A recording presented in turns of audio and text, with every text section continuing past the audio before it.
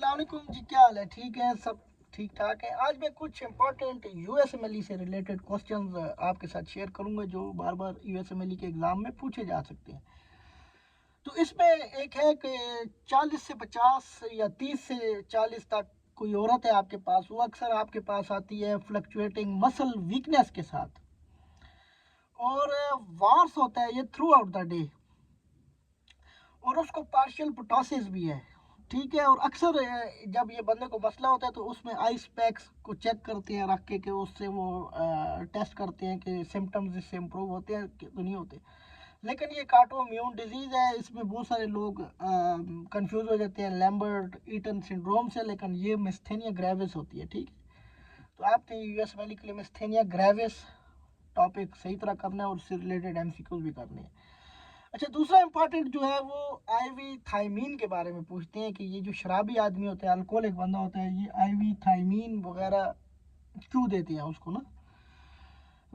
और ये बड़ा इमरजेंसी मेडिसिन में, न्यूरोलॉजी में, साइकेट्री में और इंटरनल मेडिसिन में जो है ना वो काफ़ी पूछा जाता है थायमीन B1 का बारे में कि ये क्या चीज़ है, और इसमें बायोकेमिस्ट्री बड़ी इन्वॉल्व है, तो ये क्यों देते हैं और क्या होता है इसमें, मेटाबॉलिज्म क्यों होती है ग्लूकोज की, और जो एक शराबी आदमी है उसको क्या मसला होता है, और इसमें ट्राइएड कौन से पाए जाते हैं, कन्फ्यूजन, अटेक्सिया, या इसमें आपको अप्थम प्लेजिया भी मिलता है। ठीक है, आँख का मसला भी है। ठीक है, और इसकी वजह से आपको अक्सर मेमोरी लॉस और इरिवर्सिबल रिएक्शन है और कार्सोफ सिंड्रोम वगैरह ये भी होता है। ठीक है, अब जो तीसरा जो इम्पोर्टेंट वो पूछते हैं वो रेनल फेसिका के बारे में पूछते हैं कि रेनल फेसिका का रिलेशन क्या है। renal fasciitis relation with preventive bilateral spread of infection in a 45-year-old man with a unilateral right-sided perinephritic abscess associated with high-grade fever।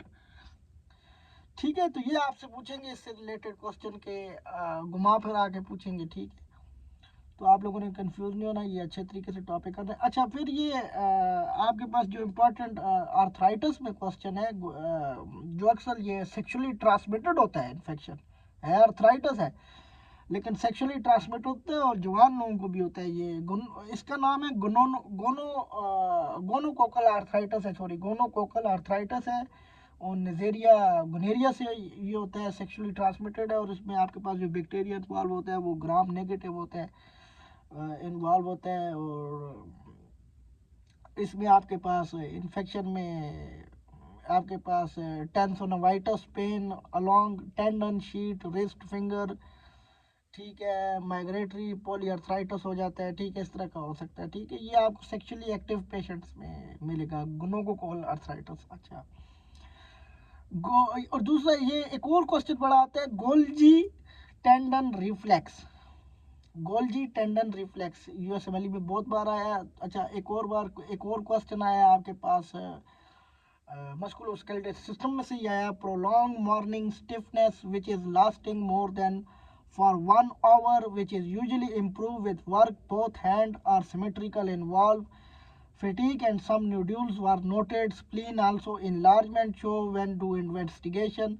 तो इसमें ये फैल्टी सिंड्रोम से रिलेटेड बहुत क्वेश्चन आते हैं। ठीक है, इसमें मॉर्निंग में सुबह के टाइम प्रोलॉन्ग स्टिफनेस होती है आपकी जॉइंट्स में, और 1 घंटे तक होती है, 1 घंटे से ज़्यादा भी हो सकती है, लेकिन जब आप काम करते हैं तो इम्प्रूवमेंट होती है, और इसमें स्प्लीन भी बड़ा हो जाता है। ठीक है, तो इसमें आपको ना फैल्टी सिंड्रोम के आपने ब्रीफ पढ़ना है, इससे अपीयरेंस इससे आ सकता है। ठीक है, अच्छा, एक और जो बड़ा इंपॉर्टेंट क्वेश्चन आता है वो डर्मेटोमायोसाइटिस के बारे में आता है कि dermatomyositis relation with difficulty rising from chair, skin rash over knuckles, got round papules, कि ये जो हमारे पास डर्मेटोमायोसाइटिस है इसका क्या रिलेशन है। एक बंदा है जो उठने में उसको मसला होता है चेयर से, स्किन पे रैशेज होते हैं, और उमूमन नकल्स पे होते हैं, मतलब आपके इस पे, तो इसका स्किन रैशेज होते हैं, तो उसमें आपको क्या करना चाहिए। तो आपने डर्मेटोमायोसाइटिस को पढ़ना है इसी तरह। और एनआरई में भी क्वेश्चन एक आया है पिछली बार के एक बंदा है, उसका ट्रायड आया हुआ था कि उसको रिकरेंट एप्थलस अल्सर, जेनिटल अल्सर और यूवाइटस है, मतलब आंखों का इन्फेक्शन है। तो इसको बेचेट बेचेट सिंड्रोम है, ये क्यों होता है? अच्छा, फ्रोजन शोल्डर से मुताबिक क्वेश्चन तो आते रहते हैं, एडियासिव कैप्सुलाइटिस भी कहते हैं। इससे बड़े आपको रिलेटेड क्वेश्चन आते हैं, इसमें आपने स्टीरॉयड इंजेक्शन और एनसेड्स क्यों देनी होती हैं और उसके क्या नुकसान होता है।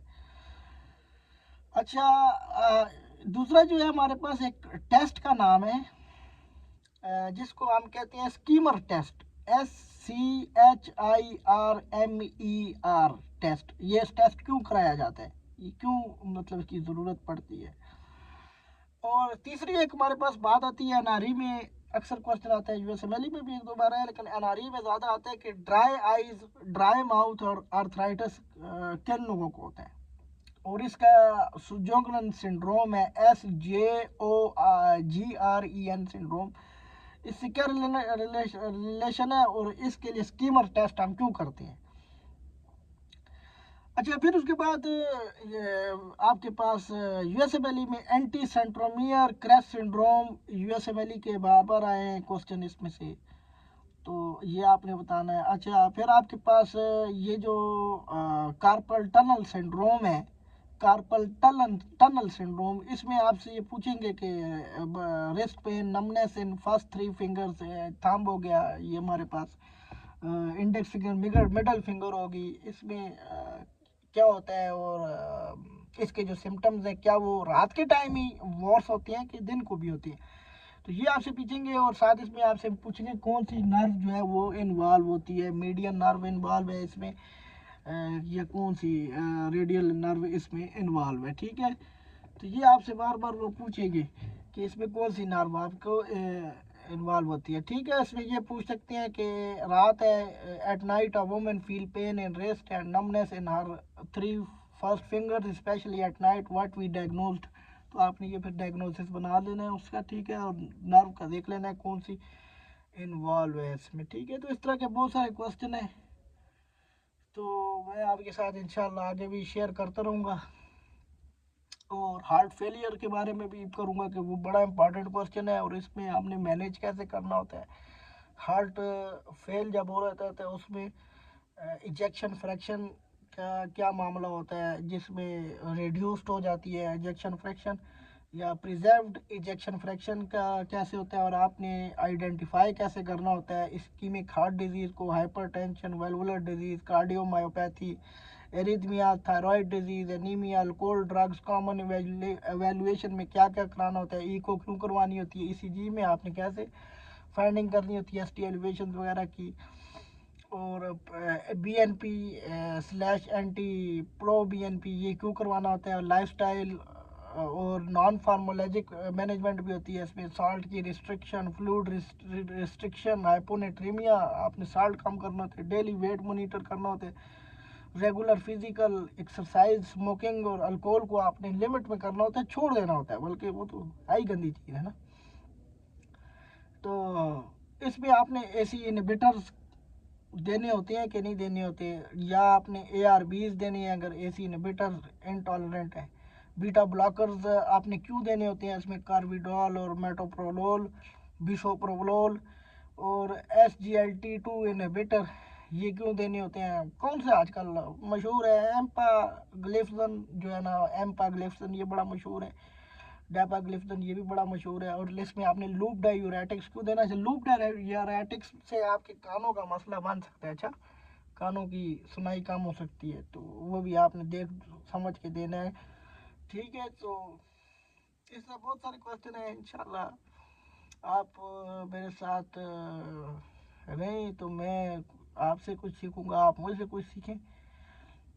और गाबा पेंटेन, यूएसएमएलई में काफ़ी बार ये क्वेश्चन आया, गाबा पेंटीन को कब यूज़ करते हैं और क्यों यूज़ करते हैं, तो क्लासिफिकेशन क्या है ड्रग की, और अच्छा ये सीजर्स के मैनेजमेंट में क्यों इस्तेमाल होती है, डायबिटिक पेरिफेरल न्यूरोपैथी में क्यों इस्तेमाल होती है ये ड्रग।